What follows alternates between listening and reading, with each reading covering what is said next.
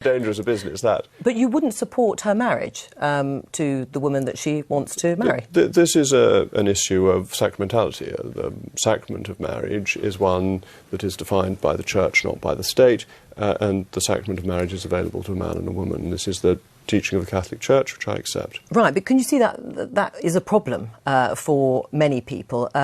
If you are going to be a senior politician, you already are a senior politician if you count leading the ERG, the group of 60 or 70 MPs, that you hold those views about some of your colleagues who want to be married and are gay. I make no criticism of any of my colleagues, but do you believe in religious tolerance? I do. So why do you pick on this view of the Catholic Church? I'm just asking you. Well, I'm now asking you. Why do you pick on the views of the Catholic Church and say that you can't hold these in modern politics? I'm not saying you can. I'm saying that there are people who might have a problem with it. You're saying that tolerance only goes so far and that you should not be tolerant of the teaching of the Catholic Church. So isn't this stretching into religious bigotry? Except, is it a barrier, do you think, to holding high office? That's a different question, but that's not the one you just asked. All right, well, that is really what I meant to say. It's really important to get to the heart of this, because this country believes in religious tolerance. We are a very tolerant nation.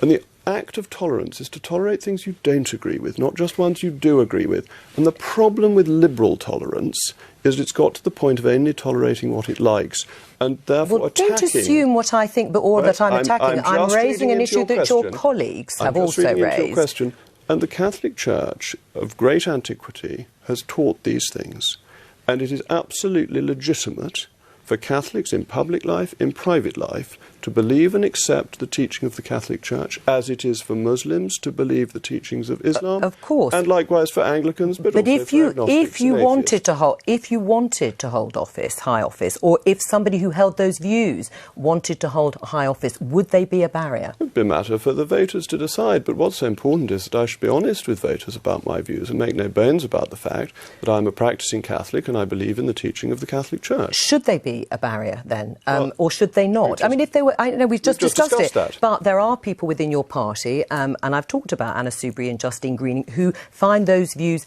difficult if someone was going to hold high office. They are absolutely entitled to disagree with my views and the views of the Catholic Church, but where I would quibble is that if we are a tolerant nation, you have to be tolerant of the views that you don't like as well as the ones that you do. And that is fine, and that is true. But you still haven't answered the question. Would they be a barrier to somebody holding high office in the Conservative Party? It is up to the British voters to decide this.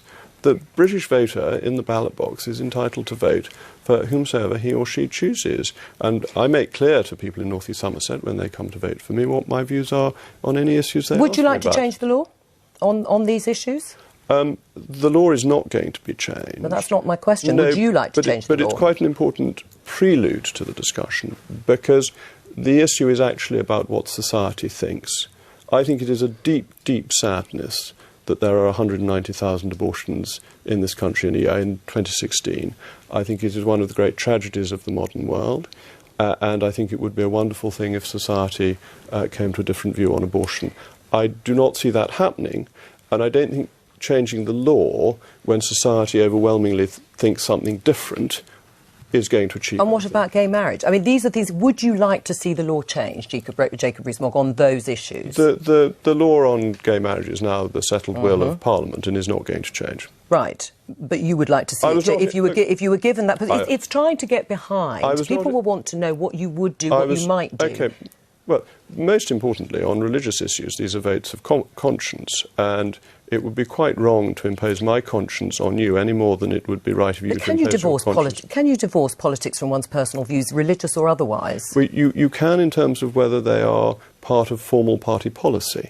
In America, the abortion issue has become effectively part of formal party policy.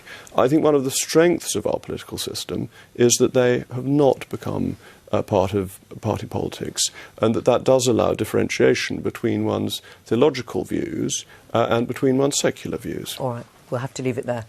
Big Man Tyrone here.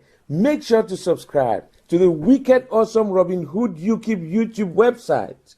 He exposes the leftist crops on the British Brainwashing Corporation. Nice.